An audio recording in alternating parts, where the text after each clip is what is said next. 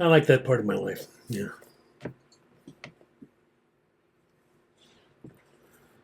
It's the part where I get to sit around and read stuff like this,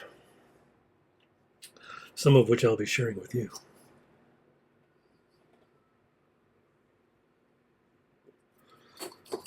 Yeah. Yeah. Yeah. Yeah. There we go. There we go. That's what's going on. Cindy Snyder's in the house. Cindy Snyder's in the house. And not a moment too soon, because if I'm not mistaken, it's Tuesday, Tuesday, Tuesday. The day the time forgot. And here we are. Tuesday, September the 10th. There was supposed to be something going on. Yeah, I can't remember. Something was supposed to be going on today, but I forgot what it was. How's everybody doing on this Tuesday? Welcome to the local chapter of the Weirdo Parties. That's where they let us use their space for the poetry break. The weirdos. Yeah. That's what they do. Ooh, they smile in your face all the time. They want to take your place. The backstabbers. Ooh, backstabbers. Probably didn't need to do that. That may not have really upped my poetry cred, as it were. But let's get to the poetry. Tonight we're going to feature, he's been called the anti-poet, but it's not the truth. Mr. James Tate. Mr. James Tate. This is his book, The Ghost Soldiers. I'll be reading 2 poems from this book to start out, and then I've got a couple of more from Memoir of the Hawk that I'll be reading later. I wanted to start out tonight with this one because it seemed, what did it seem? Did it seem prescient? Did it seem, I don't know, see what you think it means. That's what it's about. It's you deciding what you think it means after I've already decided what I think it means. James Tate, Desperate Talk is the name of this poem, from his book, The Ghost Soldiers. I asked Jasper if he had any ideas about the coming revolution. I didn't know there was a revolution coming, he said. Well, people are getting pretty disgusted. There might be, I said. I wish you wouldn't just make things up. You always try to fool with me, he said. There are soldiers everywhere. It's hard to tell which side they're on, I said. They're against us. Everyone's against us. Isn't that what you believe? He said. Not everyone. There's a few misguided stragglers who still believe in something or other, I said. Well, that gives me hope, he said. Never give up the faith, I said. Who said I ever had any, he said. Shame on you, Jasper. It's important to believe in the cause, I said. The cause of you digging us deeper into a hole, he said. No, the cause of the people standing together for their rights, freedom and all, I said. Well, that's long gone. We have no rights, he said. We fell silent for the next few minutes. I was staring out the window at a rabbit in the yard. Finally, I said, I was just saying all those things to amuse you. Oh, so was I, he said. Do you believe in God? I said. God's in prison, he said. What did he do? I said. Everything, he said.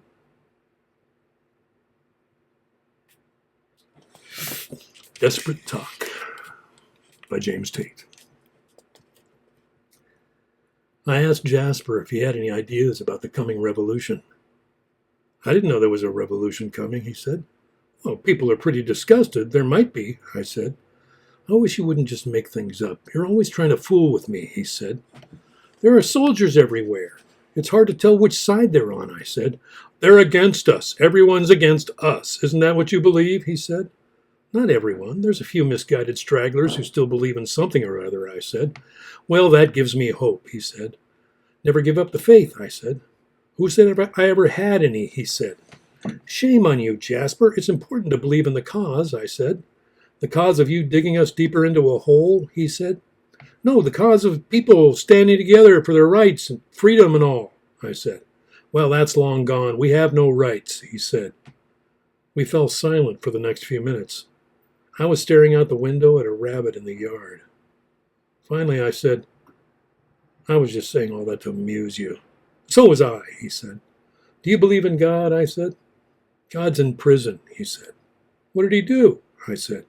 everything, he said. James Tate. James freaking Tate. Now, I happen to know that James Tate is one of Amy Reed's favorite poets. And Amy, if you ever see this, I wanted to read James Tate tonight, partly in thanks for showing Diane and I such a good time yesterday. We went over to see Amy yesterday and to, drop off some stuff, pick up some stuff, and generally exchange stuff. And it was great to see her. Hadn't seen Amy in too long. So, here's to Amy Reed. A toast. A Laurie Trout commemorative shot. Numero uno. To Amy Reed, who loves James Tate.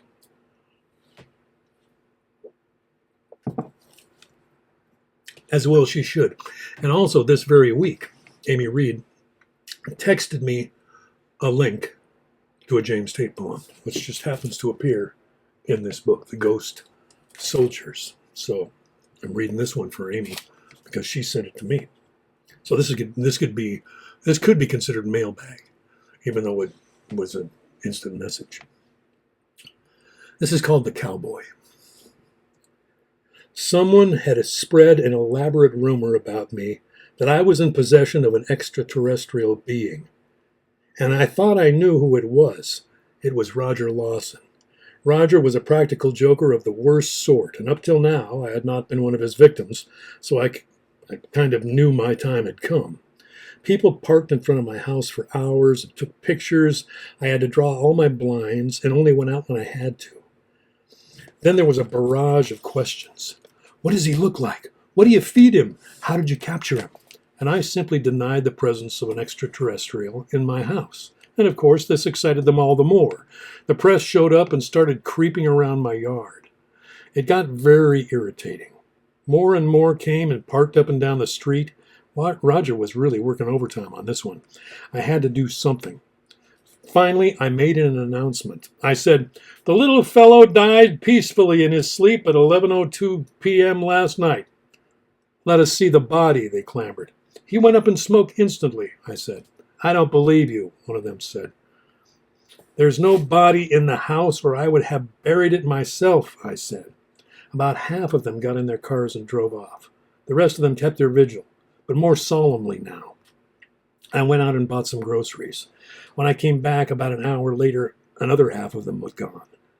When I went into the kitchen, I nearly dropped the groceries. There was a nearly transparent fellow with large pink eyes standing about 3 feet tall. "Why did you tell them I was dead? That was a lie," he said. "You speak English," I said. "I listened to the radio. It wasn't very hard to learn. Also, we have television. We get all your channels. I like cowboys, especially John Ford movies. They're the best," he said. "What am I going to do with you?" I said. "Take me to meet a real cowboy. That would make me happy," he said. "I don't know any real cowboys, but maybe we could find one. But people will go crazy when they see you. We'd have press following us everywhere. It would be the story of the century," I said. "I can be invisible. It's not hard for me to do," he said. "I'll think about it. Wyoming or Montana would be our best bet, but they're a long way from here," I said. "Please, I won't cause you any trouble," he said. "It would take some planning," I said. I put the groceries down and started putting them away. I tried not to think of the cosmic meaning of all this. Instead, I treated him like a smart little kid. "Do you have any sarsaparilla?" he said. "No, but I have some orange juice. It's good for you," I said. He drank it and made a face. "I'm going to get the maps out," I said. "We'll see how we could get there." When I came back, he was dancing on the kitchen table, a sort of ballet, but very sad. "I have the maps," I said. We don't need them. I just received word. I'm going to die tonight. It's really a joyous occasion, and I hope you'll help me celebrate by watching The Magnificent Seven," he said. I stood there with the maps in my hand. I felt an unbearable sadness come over me. "Why must you die?" I said. "Father decides these things. It is probably my reward for coming here safely and meeting you," he said. "But I was going to take you to meet a real cowboy," I said. "Let's pretend you're my cowboy," he said. The Cowboy by James Tate. This guy's won the Pulitzer Prize. He's got like 20 books of poetry. He's no longer with us. But he was part of that generation, Ginsberg and Corso and all those guys. He was kind of that generation, kind of a contemporary of other people of that generation. Yeah, I'll be all right. Maybe. Yeah.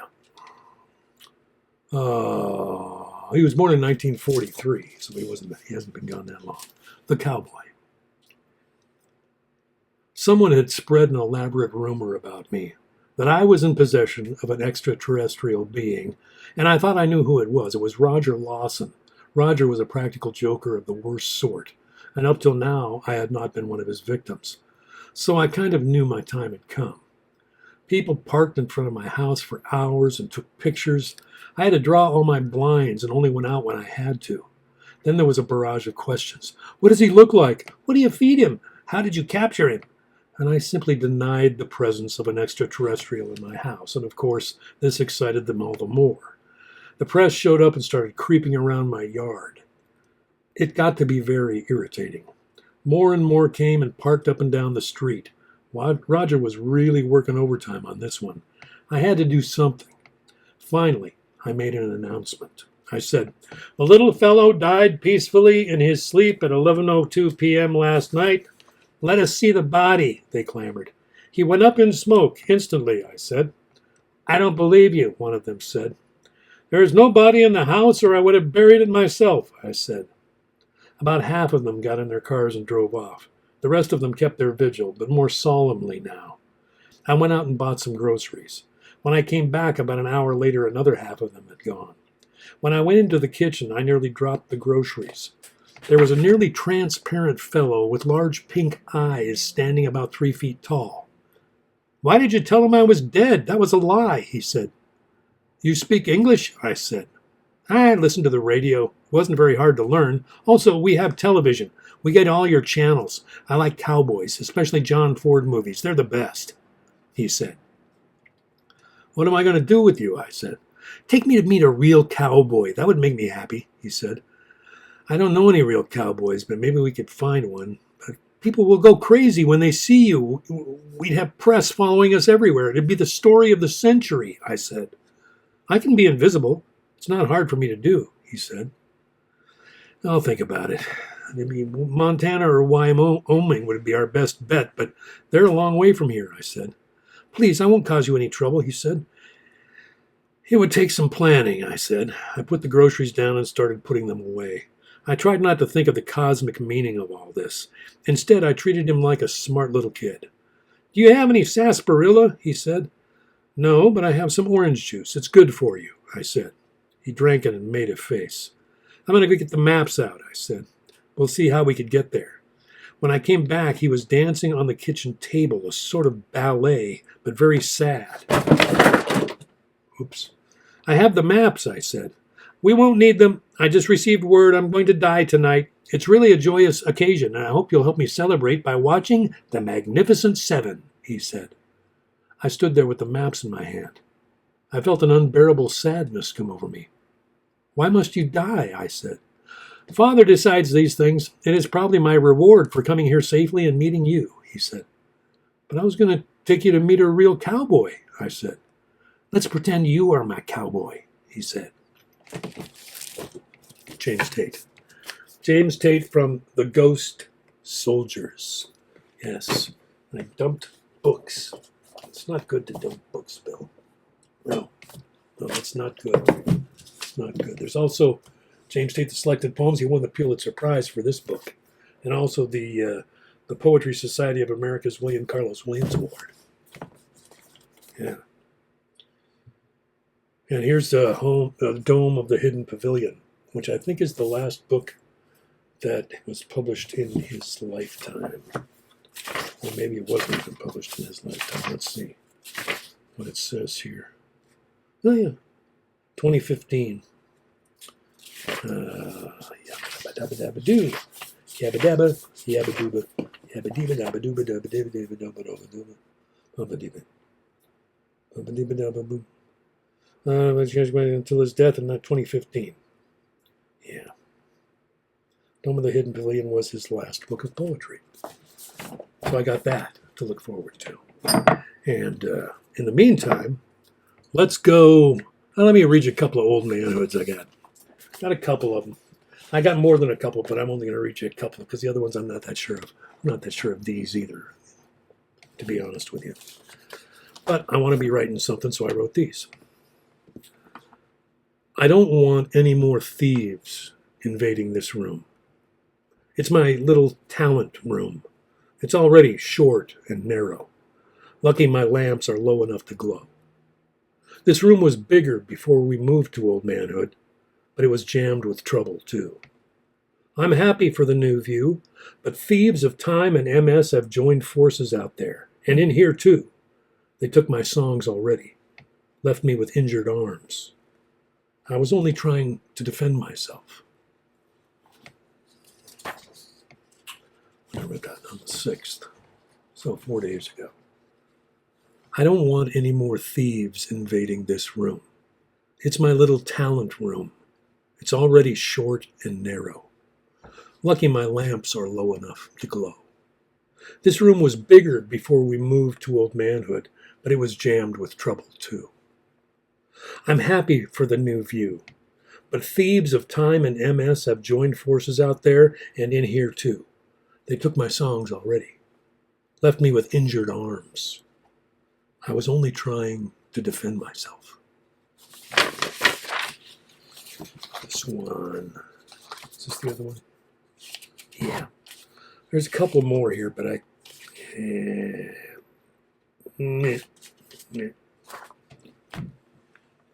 It kills me to tell you we're dying. Someday soon, we won't be together like this. Let me go with my lips pressing yours.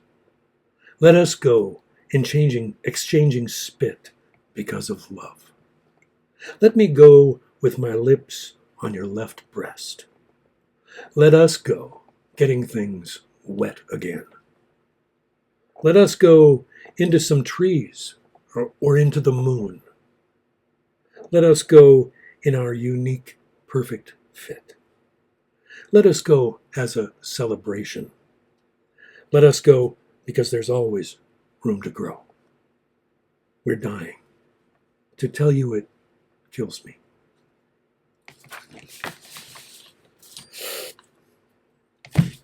Do I need to repeat that thing at the end? It's not an exact repeat. It's a mixed up repeat. Does that need to be there? These are the kinds of things that I'm, And I'm still going through this manuscript here. This isn't all one manuscript. This is one manuscript. Yeah. It kills me to tell you we're dying. Someday soon, we won't be together like this. Let me go with my lips pressing yours. Let us go exchanging spit because of love. Let me go with my lips on your left breast. Let us go getting things wet again. Let us go into some trees or into the moon. Let us go in our unique, perfect fit. Let us go as a celebration. Let us go because there's always room to grow. We're dying. To tell you it kills me. There you go. There you go. There you go. Little cheery old manhood to kind of put a bounce in your step, kind of, hey. Yeah. Well, at least I'm writing something. Yeah. Writing something I had the nerve to actually share, right? I also wanted to give thanks to Lynette Hensley and Larry Baumgartner. Diane and I went and visited them this week, too, and had a grand time. We were there to pick up a painting, which is now hanging downstairs in a place where we can see it from when we're sitting in our Archie and Edith chairs. We can see this painting that's by Lynette Hensley. Yeah. And Larry and Lynette, they showed us around their place. It's like freaking Disneyland over there. It is. It's a theme house.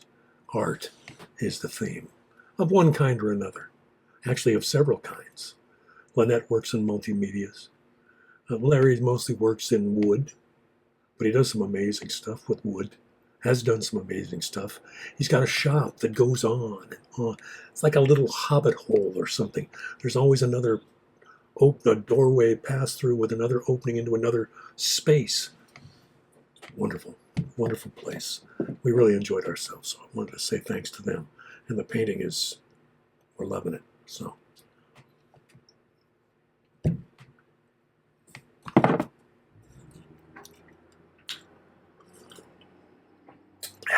Thanks, Ma. I forgot to thank Ma at the beginning. I'm in big trouble now. Didn't thank Ma at the beginning. This could be trouble. Could be trouble right here.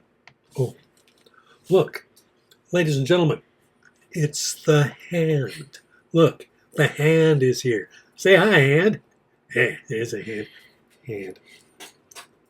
She brought this up. This is the painting that we picked up at Larry and Lynette's. Because it's ours now. It's an original Lynette Hensley painting. Yeah. Thank you, Hand. Hand is on the job. Making sure that everything is Archie wherever we go. And Larry gave me a small gift when I was over there too. And Larry, I wanted you to know that I've made use of that, and it's everything you said. So we're starting tonight. We have the mailbag out, by the way. The mailbag. Sorry, I usually do some kind of bigger presentation when I bring out the mailbag. We're going to start tonight. It's not a big mailbag. Oh no. Oh no. We're going to start with the aforementioned Hand, who sent a poem.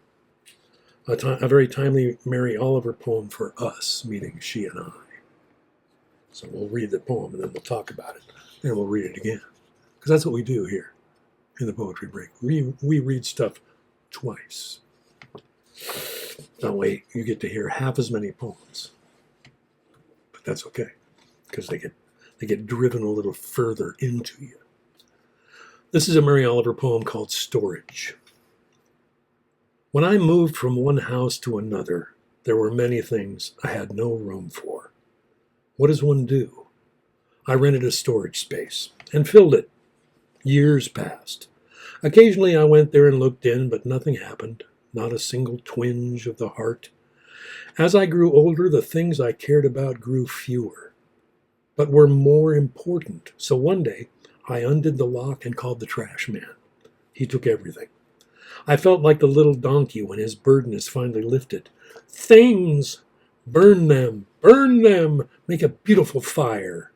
More room in your heart for love for the trees, for the birds who own nothing, the reason they can fly. Yeah.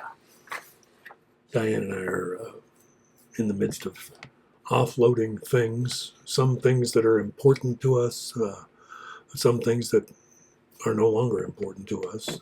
And it's funny how the older you get, the less you care about that stuff that you used to have. Hey, Kat Eggleston's in the building. There's Lori Trout. Hey, Lori Trout. Hope you got here in time for the shots. Kat Eggleston. Wow, man. People are hanging out. Mark Kenney's here. Getting to yours next, Mark. There you go. Woo. We got folks hanging out, being cool. Not, yeah. Mary Oliver. Storage. When I moved from one house to another, there were many things I had no room for. What does one do? I rented a storage space and filled it. Years passed. Occasionally I went there and looked in, but nothing happened, not a single twinge of the heart. As I grew older, the things I cared about grew fewer, but were more important. So one day I undid the lock and called the trash man. He took everything. I felt like the little donkey when his burden is finally lifted. Things. Burn them. Burn them. Make a beautiful fire. More room in your heart for love, for the trees. More room in the heart for love, for the trees, for the birds who own nothing, the reason they can fly. Yes. That is from Devotions, the selected poems of Mary Oliver. First published in Felicity, 2015. Okay, there you go. That's just right for describing where Diane and I are at in our lives. Thank you, Hand, for sending that in. Now, Mark Kenney, who's also in the building. Mark Kenney, in the building. He called this a questionable poem. A questionable poem. Gee, Mark, that sounds familiar to me. That sounds like all my poems. I woke up with many questions. Oh, I see. And my only answer produced more questions. This one deserves more work, but perhaps there is value in sharing the embryonic beginning of something. Question mark. You decide, he says. I decided, Mark. How, what, where, when, and why is the name of the piece. When did a squiggle in the sand become a sound? What makes sense of what we see on the page? Where is the roadmap to this unending puzzle? How do we know what to remember and what to forget, what we can trust and what we cannot, what we cannot, what we must not? Okay, wait. I'm going to start again. How, what, where, when, and why? When did a squiggle in the sand become a sound? What makes sense of what we see on the page? Where is the roadmap to this unending puzzle? How do we know what to remember and what to forget? What we can trust and what we cannot, what we must not? Who will lead us home? Why is not a question asked lightly when one's life is full of doubts, when one's heart is full of sorrow, when one's mind is cluttered with thoughts? Who decided what is right and what is wrong? Where is beauty in a world gone wrong? Where is joy when no song is freely sung? How in the world can we get things done when the truth is hard to find in line and verse, when yes means no and no means yes? When will we call a halt to all this falderall and call a spade, call a fig, a trough, our diction steady, our meaning clear? It's all just squiggles on a page. There you go, Mark. Yeah, there's probably a couple of things you can do, but hey, you're onto it. You're onto it. How, what, where, when, and why? Why? When did a squiggle in the sand become a sound? What makes sense of what we see on the page? Where is the roadmap to this unending puzzle? How do we know what to remember and what to forget? What we can trust and what we cannot? What we must not? Who will lead us home? Why is not a question asked lightly when one's life is full of doubts, when one's heart is full of sorrow, when one's mind is cluttered with thoughts? Who decided what is right and what is wrong? Where is beauty in a world gone wrong? Where is joy when no song is freely sung? How in the world can we get things done when truth is hard to find in line and verse, when yes means no and no means yes? When will we call a halt to all this falderall and call a spade, call a fig, and a trough, our diction steady, our meaning clear? It's all just squiggles on a page. There you go. Mark Kenney. Another gem in the making, Mark. I can tell. Oh yeah. We can talk about it more later, if you want. So, George Bilger. This is the picture from this week that I picked. This is the one I picked from this week. One a week I'm giving myself. He sends out 7 a week. I'm just picking one of them, especially if we got a light mailbag. Yes, indeed. So, this week's poem is by Kirsten Dierking. Kirsten Dierking.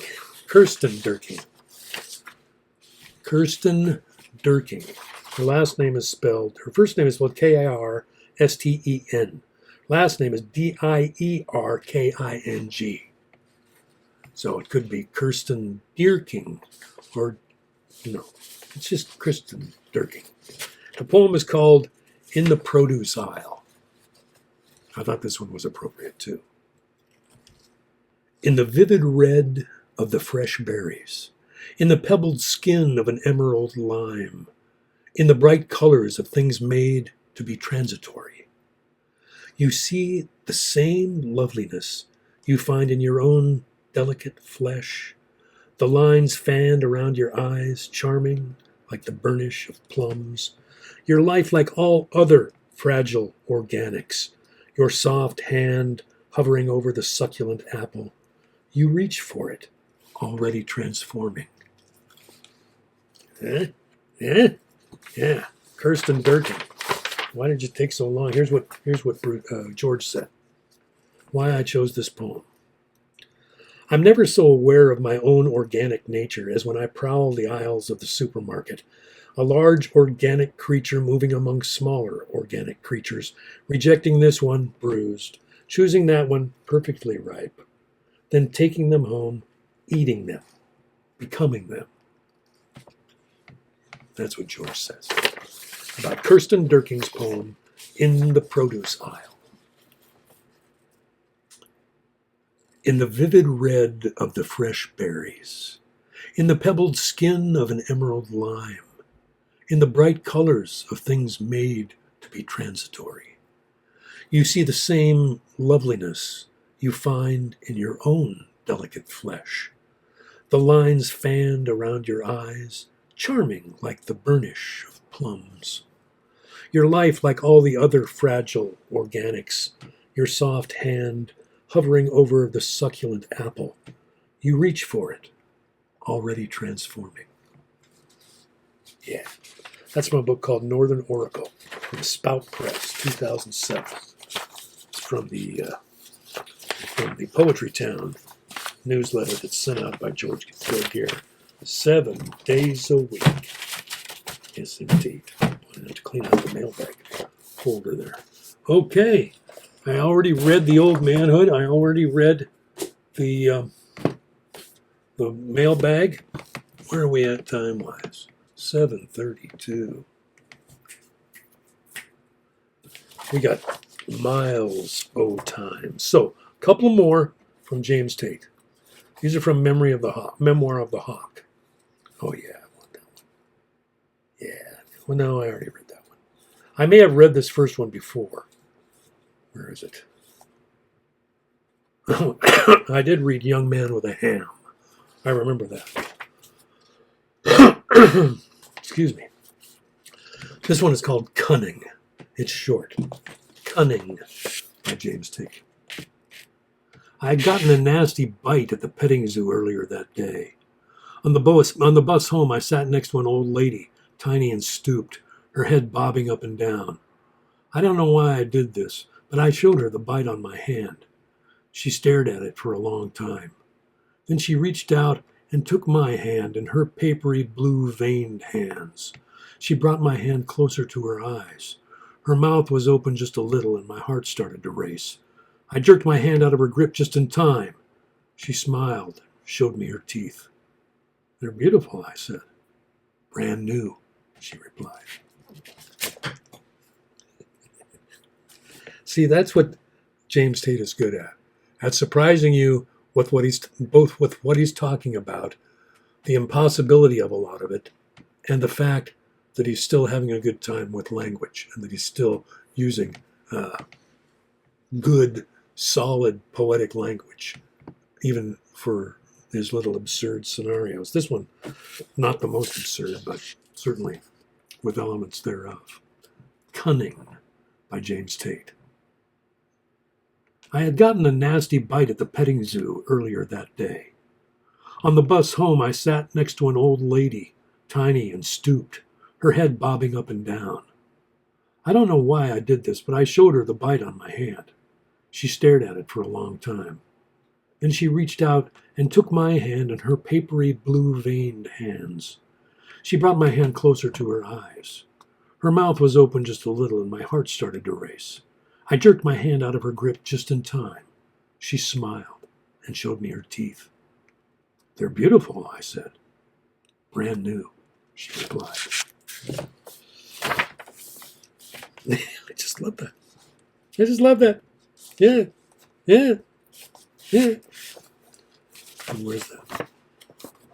I already read that one. I already read that one. Slow Day at Manny's. That's a good one, though. There's a couple more here. Okay. This one's called Witches. There are all kinds of druids and witches living in the hills around here. They don't hurt anybody as far as we know, but you can always spot them at the grocery store.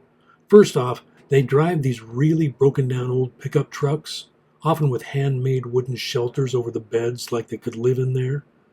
And they're covered in layers of shawls and scarves and bedecked with long, gaudy earrings and necklaces and bracelets.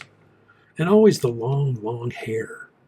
They buy huge amounts of supplies, 20 pounds of cheese, giant bags of granola, etc. They move quickly as if afraid of being burned at a stake. We all know who they are and like having them among us on their secret missions to decorate their inner Christmas trees with bedeviled human chicken bones. Human chicken bones. Witches. There are all kinds of druids and witches living in the hills around here. They don't hurt anybody as far as we know, but you can always spot them at the grocery store. First off, they drive these really broken down old pickup trucks, often with handmade wooden shelters over the beds like they could live in there. And they're covered in layers of shawls, scarves, and bedecked with long, gaudy earrings and necklaces and bracelets. And always the long, long hair. They buy huge amounts of supplies, 20 pounds of cheese, giant bags of granola, etc. They move quickly as if afraid of being burned at a stake. We all know who they are and like having them among us on their own secret missions. Like having them among us on their secret missions to decorate their inner Christmas trees with bedeviled human chicken bones.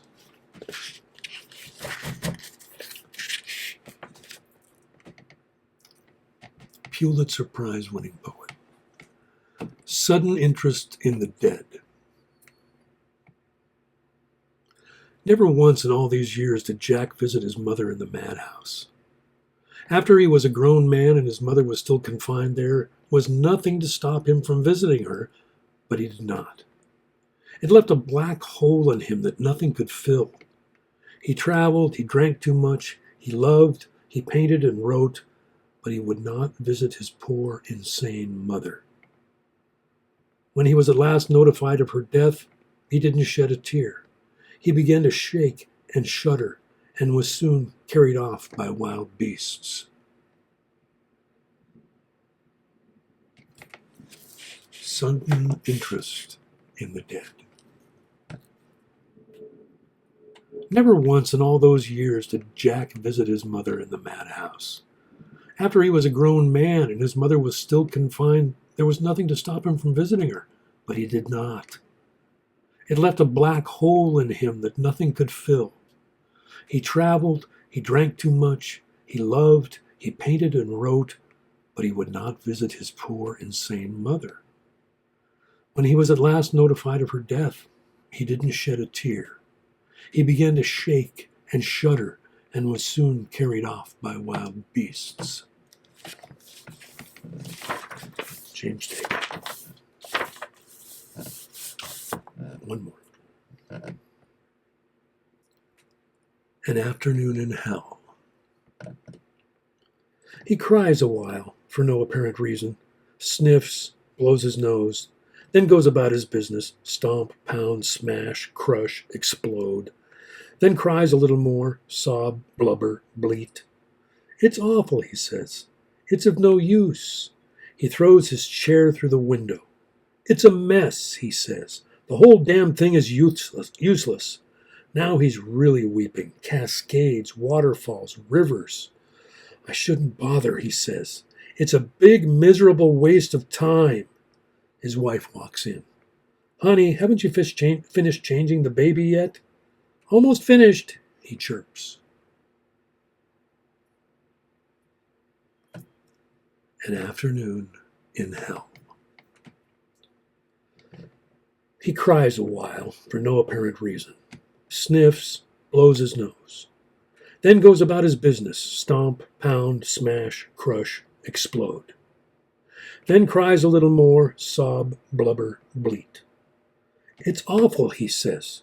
It's of no use. He throws his chair through the window. It's a mess, he says.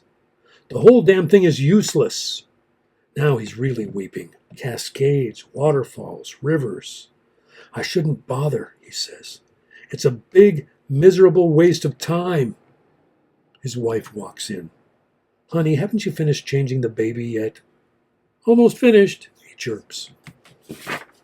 He chirps. He chirps. He chirps. Well, no. This is a bonus poem.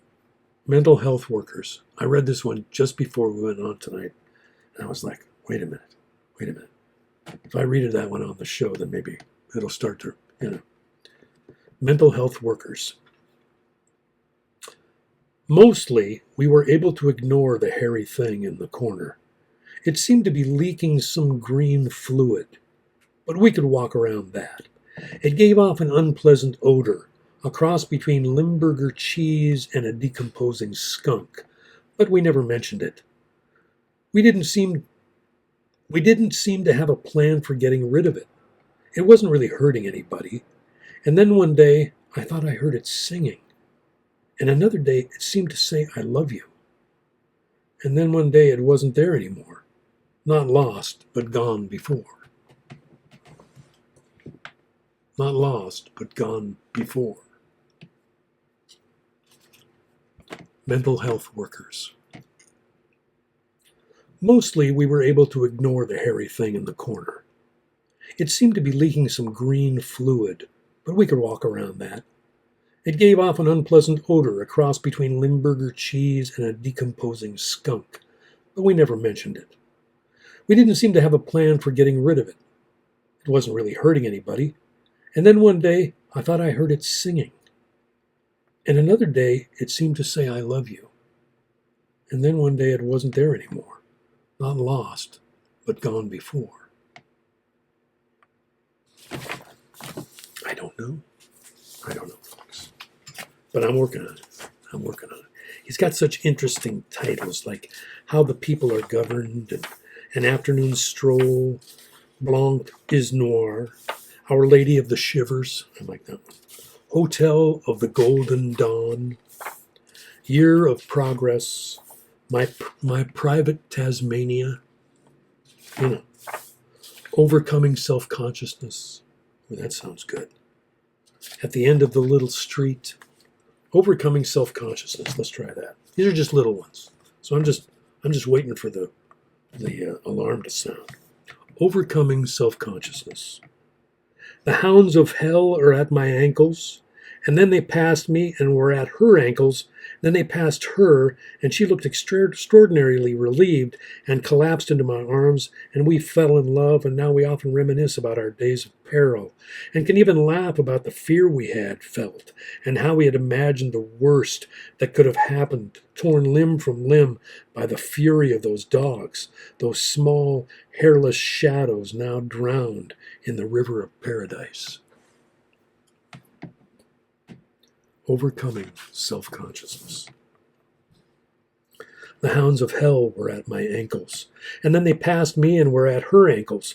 Then they passed her, and she looked extraordinarily relieved and collapsed into my arms, and we fell in love, and now we often reminisce about our days of peril, and can even laugh about the fear we had felt, and how we had imagined the worst that could have happened, torn limb from limb by the fury in those dogs, those small, hairless shadows now drowned in the river of paradise.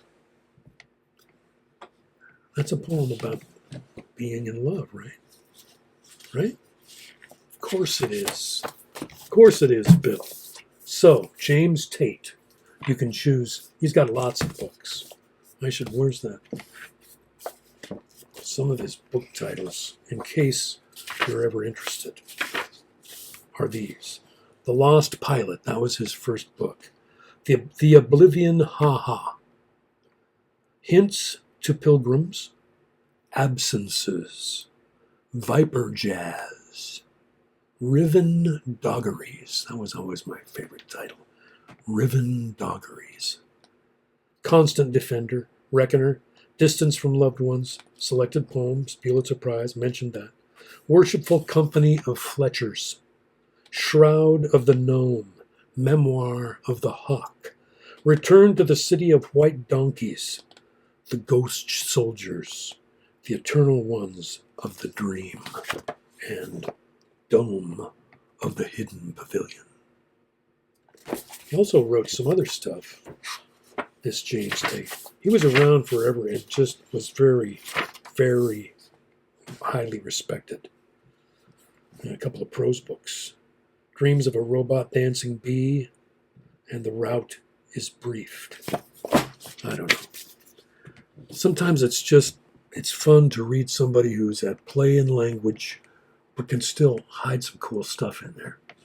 You know, even if he's dealing with ridiculous scenarios, he can still find little gems of truth in there. It's true, you can. Well, there you have it, folks. There's your poetry break for this auspicious Tuesday, September 10th, where something else was going on. What was that? Did I write that down somewhere? It's not here in any of my notes. Yeah, let's see it. Maybe I wrote it down somewhere else.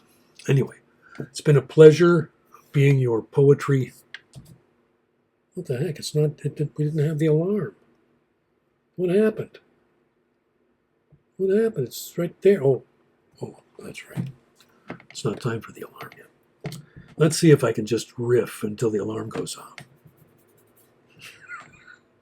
Because, more words from Bill are necessary. I don't know what is happening over here, man, but something good is happening with that stack of stuff over there. And so here's a toast to that stack of stuff over there. The third and final Lori Trout commemorative shot. It's the Texas-sized shot. Everything's big in Texas, even though this came from Nashville. Home of Country Music Hall of Fame. That's right. Yeah. And museum. I forgot that part.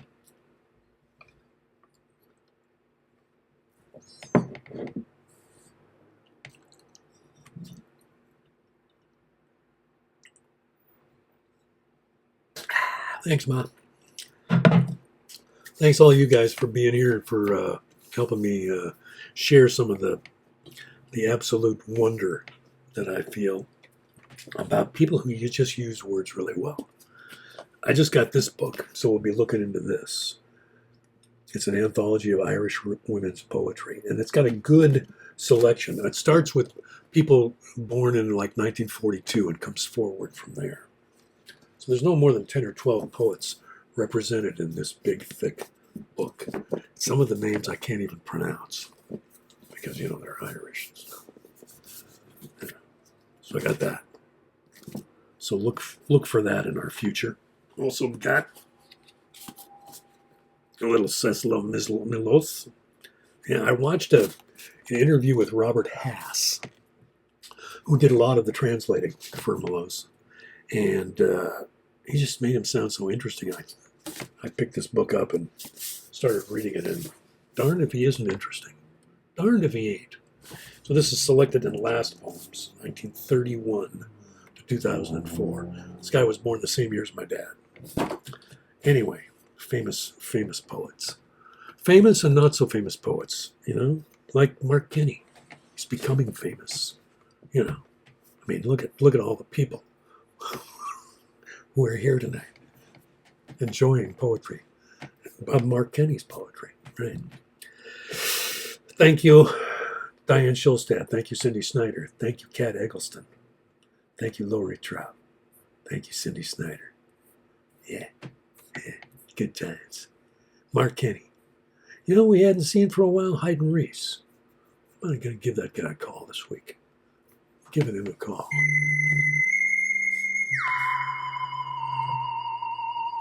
Oh, yeah. I changed the alarm. We made it.